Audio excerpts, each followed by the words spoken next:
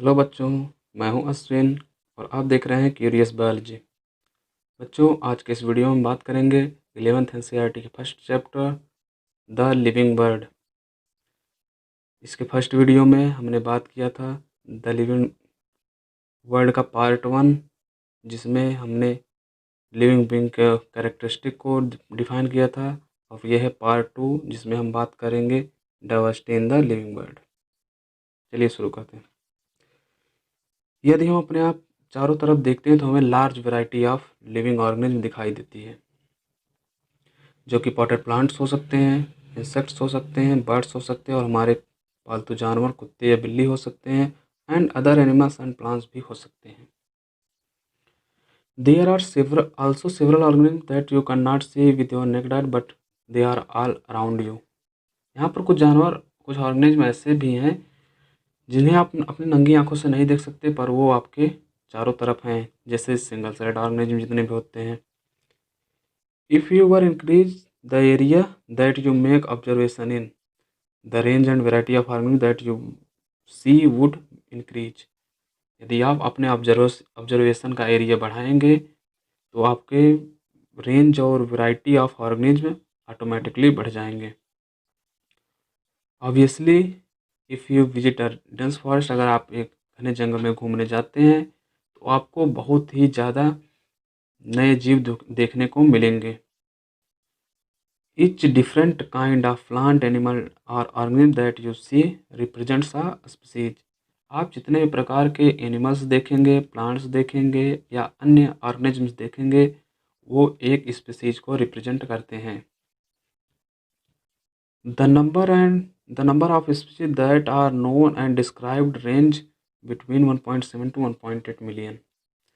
अब तक खोजे जा चुके ऑर्गेनिज्म की संख्या 1.7 टू 1.8 मिलियन है, और इसे ही बायोडाइवर्सिटी कहते हैं, या number and types of organism present on the earth, जिसे ही बायोडाइवर्सिटी कहते हैं। चाहे आप बायोडाइवर्सिटी कहिए, number and type of organism present on earth कहिए।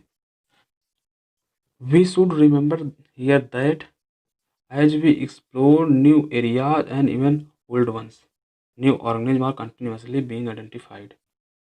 अगर हम नए स्थानों पर जाएंगे तो हमको, जाहिर सी बात, हमको नए जीव देखने को मिलेंगे, और यदि हम पुराने स्थानों पर ही वापस फिर जाएं तो हमें वहाँ पर कुछ न कुछ नए जीव जरूर देखने को मिलेंगे। As stated earlier, there are millions of plants and animals in the world, जो कि 1.7 1.8 मिलियन है। We know the plant and animals in our own area by their local names. हम प्लांट और एनिमल को अपने एरिया में उनके local नाम से जानते हैं, और यह लोकल नाम प्लेस टू प्लेस, एक कंट्री में ही वेरी करता रहता है। और आपको यह किसी जानवर को पहचानने में कन्फ्यूजन हो सकती है यदि आप किसी अन्य आदमी से बात करने में समर्थ नहीं है, तो आप एक ही जीव को पहचानने में, जिसके बारे में आप बात कर रहे हैं, उसको ही पहचानने में आप असमर्थ रहेंगे। अतः हमें एक ऐसे standardise naming of living organism such that particular organism is known by the same name all over the world. हमको एक ऐसे नियम की आवश्यकता है जिसके द्वारा किसी भी ऑर्गेनिज्म को एक ही नाम से पूरे देश में जाना जाए, और इस प्रोसेस को नॉमेनक्लेचर कहते हैं। ऑब्वियसली नॉमेनक्लेचर और naming is only possible when the organism is described correctly. Nomenclature या नेमिंग तभी संभव है जब किसी जानवर को सही सही डिस्क्राइब किया जाए, अन्यथा कोई ऑर्गेनिज्म है मोलस्का का, उसको रख दिया आर्थ्रोपोडा में, उसकी नेमिंग सीधी सीधी गलत हो जाएगी। And we know to what organism the name is attach to, और हमें पता होना चाहिए कि उस ऑर्गेनिज्म के साथ क्या नाम अटैच करना है, और इसे आइडेंटिफिकेशन कहते हैं। In order to facilitate the study, number of scientists have established procedure to assign a scientific name to each known organism। इस चीज़ को सरल बनाने के लिए साइंटिस्ट्स ने एक ऐसे प्रोसीजर का निर्माण किया है जिससे किसी भी ऑर्गेनिज्म का साइंटिफिक नेम रखा जा सके।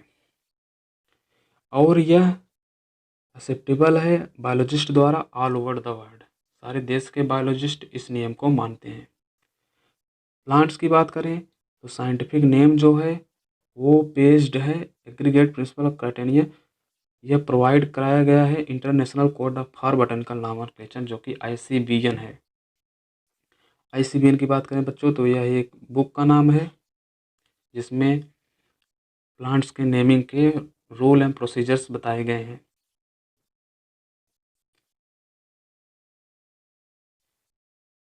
You may ask how are animals named. आपको पूछना चाहिए कि एनिमल का नामकरण कैसे करते हैं।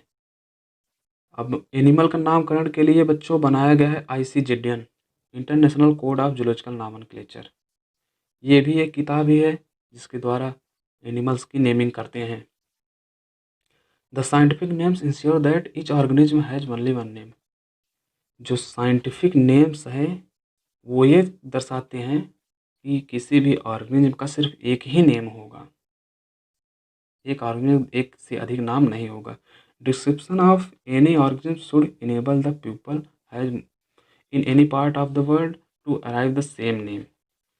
और जो उस ऑर्गेनिज्म का डिस्क्रिप्शन होता है आप उसको से पढ़कर उसी ऑर्गेनिज्म को देश मतलब दुनिया के किसी भी भाग में पहचान सकते हैं। They also ensure that such name has not been used for any other known organism. और ये भी बताते हैं मतलब इंश्योर करते हैं कि यह नाम किसी दूसरे ऑर्गेनिज्म को नहीं दिया गया है। बायोलॉजिस्ट जो होते हैं follow universally accepted principle to provide scientific name to make to known organism. जो अदर बायोलॉजिस्ट होते हैं वो यूनिवर्सली एक्सेप्टेड प्रिंसिपल को फॉलो करते हैं जो कि ICBN और ICZN द्वारा प्रोवाइड किया गया है। Each name has two component. प्रत्येक नाम में दो कॉम्पोनेंट होते हैं, एक जेनेरिक नेम और दूसरा स्पेसिफिक एपिथेट। जेनेरिक नेम की बात करें जिसे जीनस कहते हैं और स्पेसिफिक एपिथेट की बात करें जिसे स्पीसीज कहते हैं। This system of providing a name with to component called binomial nomenclature. क्योंकि इसमें दो वर्ड्स यूज होते हैं इसलिए बायनोमियल नॉमेनक्लेचर कहते हैं और इसको दिया था कार्लस लिनियस ने। Binomial nomenclature was given by Carolus Linnaeus और जो कि प्रैक्टिस किया जा रहा है ऑल द बायोलॉजिस्ट द्वारा all over the world. This naming system using two word format was found convenient. ये जो बायनोमियल नॉमेनक्लेचर है ये काफ़ी हद तक अच्छा पाया गया बायोलॉजिस्ट द्वारा। Let us take example of mango to understand way of providing scientific name better. हम मैंगो का एग्जांपल लेकर साइंटिफिक नेम को और अच्छे से समझने का प्रयास करते हैं। Scientific name of mango is written as Mangifera indica. Mango का साइंटिफिक नेम ऐसे लिखा जाता है। Let us see how it is a binomial name. हम देखते हैं कैसे बायनोमियल नेम है। In this name मंजीफेरा represent genus. जो मंजीफेरा है वो जीनस को रिप्रेजेंट करता है जबकि इंडिका जो है वो स्पीसीज को रिप्रेजेंट करती है, स्पेसिफिक एपिथेट को रिप्रेजेंट करती है। Other universal rule of nomenclature are follows. Other universally rule हैं नॉमेनक्लेचर के। पहला यह है biologist name are generally in Latin and written in italic. जो बायोलॉजिकल नेम होता है किसी भी ऑर्गेनिज्म का वो लैटिन में होता है और लिखा जाता है इटैलिक में। अब बात करें लैटिन में क्यों लिखा जाता है, क्योंकि लैटिन लैंग्वेज एक डेड लैंग्वेज है। इसमें एक शब्द का एक ही अर्थ होता है और इसे इटैलिक में लिखा जाता है। दे आर लैटिनाइज्ड और derived from Latin in respective of their origin. आप किसी भी ऑर्गेनिज्म को कहीं भी खोजें लेकिन उसका नाम को लैटिनाइज्ड किया जाएगा तभी उसका नाम रखा जाएगा। अगर दूसरे नियम की बात करें first word of biological name represents genus while second component denotes specific method. जो फर्स्ट वर्ड होता है वो जीनस को रिप्रेजेंट करता है, जो सेकंड कंपोनेंट होता है नेम का वो स्पीसीज को या स्पेसिफिक एपिथेट को रिप्रेजेंट करता है। थर्ड रूल की बात करें, both word in the biological name when hand written are separately underlined और printed in italic to indicate their Latin origin. जब हम किसी भी ऑर्गेनिज्म का बायोलॉजिकल नेम लिखते हैं तो उसको सेपरेटली अंडरलाइन करते हैं, या जब प्रिंट करते हैं तो इटैलिक में प्रिंट करते हैं ताकि ये दिखे कि उसकी ओरिजिन लैटिन है। हम इसके फोर्थ रूल की बात करते हैं, the first word denoting genus start from capital letter. जो जीनस को रिप्रेजेंट करता है फर्स्ट वर्ड, उसका फर्स्ट लेटर जो होता है वो कैपिटल फॉर्म में होता है, और जो स्पेसिफिक एपिथेट या स्पीसीज का फर्स्ट लेटर होता है वो स्मॉल लेटर से स्टार्ट होता है। इट कैन बी इलस्ट्रेटेड, या ऐसे दिखाया जा सकता है, for example Mangifera indica. The name of the author appears of the specific epithet that is at the end of biological name and is written in abbreviated form. Example Magifera indica Lin।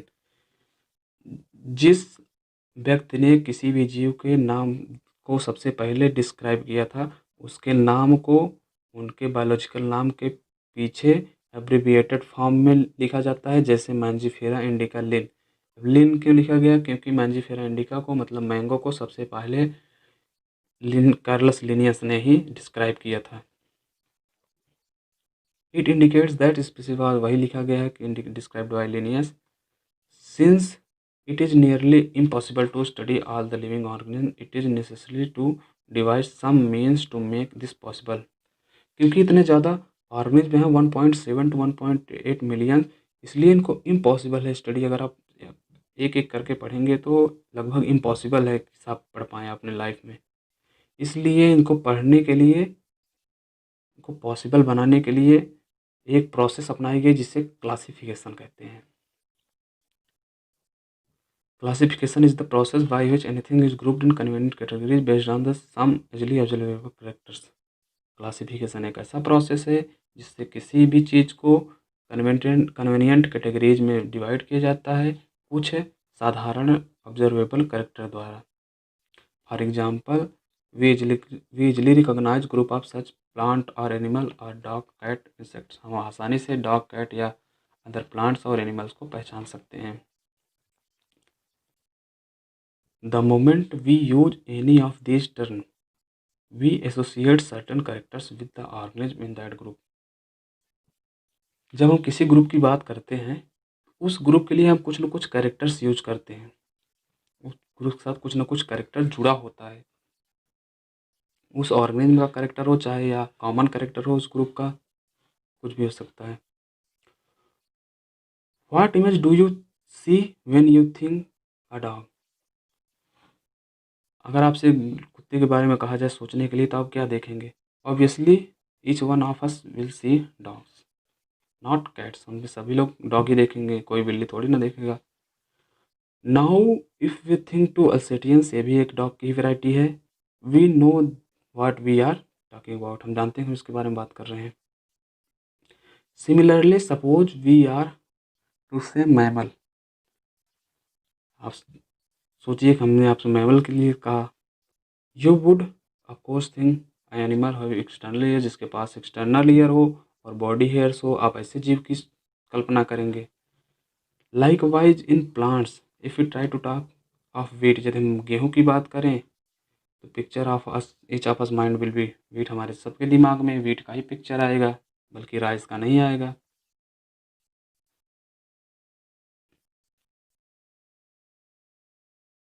The scientific term of these categories is taxa. ये सारी जो categories हैं, rice हो गया, mammal हो गया, cat हो गया, डॉग हो गया, ये सबको टैक्सा कहते हैं। Here you must recognise that taxa can indicate categories at very different level.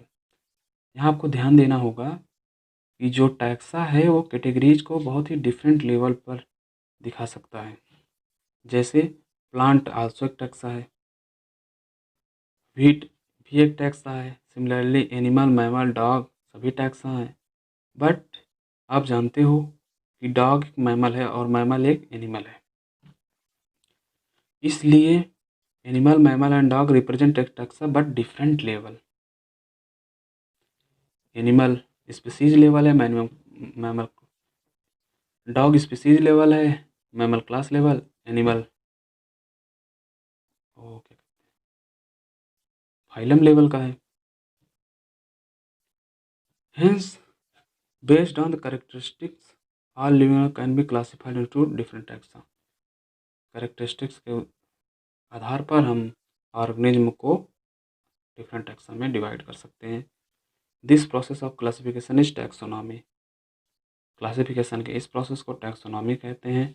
External and internal structure along with structure of cell development and process and ecological information of organism are essential to form the basis of modern taxonomy। बाहरी एवं आंतरिक संरचना, cell की structure and process of ecological information of organism, ये सब जरूरी हैं modern taxonomic studies के लिए। अतः characterisation, identification, classification and nomenclature process of basis of taxonomy. Taxonomy की अगर बात करें तो टैक्सोनॉमी कैरेक्टराइजेशन, आइडेंटिफिकेशन, क्लासिफिकेशन और नॉमेनक्लेचर के ऊपर डिपेंड करता है। अगर हम कहें taxonomy is not something new, taxonomy कुछ नया नहीं है। Human being have always been interested in knowing more and more about the various kind of organism, particularly with reference of their own use. जो पुराने ह्यूमन बीइंग्स थे वो ज़्यादा से ज़्यादा जानने के बारे में इंटरेस्ट रखते थे और विशेषतः अपने यूज में आने वाले ऑर्गेनिज्म के बारे में ज़्यादा से ज़्यादा जानने के लिए इंटरेस्टेड थे। In early days human being needed to find source of their basic need, food, clothing and shelter. Early days में ह्यूमन बीइंग को उनकी बेसिक जो नीड्स थी, फूड, क्लॉथिंग एंड शेल्टर, इसकी ज़्यादा ज़रूरत थी, इसलिए वो अपने यूज वाले ऑर्गेनिज्म को बारे में जानने के लिए ज़्यादा से ज़्यादा इंटरेस्टेड थे। और अर्लीस्ट जो क्लासिफिकेशंस भी थे वो बेस्ड थी यूजेज ऑफ वेरियस ऑर्गेनिज्म। वो आगे बात करें हम, human being were since long not only interested know more and more about different kinds of organism and their diversities but also the relationship among them. जो पहले के human beings थे वो ज़्यादा से ज़्यादा प्रकार के ऑर्गेनिज्म जानने के बारे में इंटरेस्टेड नहीं थे, बल्कि उनसे उनका क्या रिलेशन है, वो उनके ऊपर क्या इफेक्ट डालते हैं, ये भी जानने में इंटरेस्ट रखते थे। This branch of study was referred as systematics. इस ब्रांच को सिस्टमैटिक्स कहते हैं। The word systematic derived from Latin word systema. Systematic जो वर्ड है वो सिस्टेमा लैटिन वर्ड से डिराइव किया गया है, जिसका मतलब होता है systematic arrangement of organism. Linnaeus ने सबसे पहले systema naturae as a title of application of his book के लिए यूज किया था। The scope of systematics was later enlarge into identification, nomenclature and classification. जो सिस्टमैटिक का स्कोप है वो बाद में जाकर बढ़ा, जिसमें आइडेंटिफिकेशन, नॉमेनक्लेचर एंड क्लासिफिकेशन भी आता है। Systematic takes into account evolutionary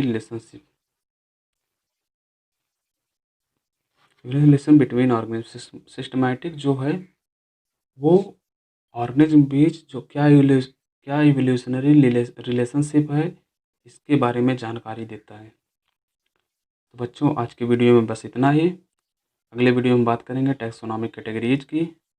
अगर आपको वीडियो पसंद आया हो तो हमारे वीडियो को लाइक करें और ऐसे ही वीडियो देखने के लिए हमारे चैनल को सब्सक्राइब करें और इस वीडियो को अपने ज़्यादा से ज़्यादा दोस्तों के साथ शेयर करें और कमेंट में बताएं कि आप नेक्स्ट वीडियो किस टॉपिक पर चाहते हैं या आपको क्या स्पेशल चाहिए। उसके लिए आप कमेंट बॉक्स का उपयोग कर सकते हैं।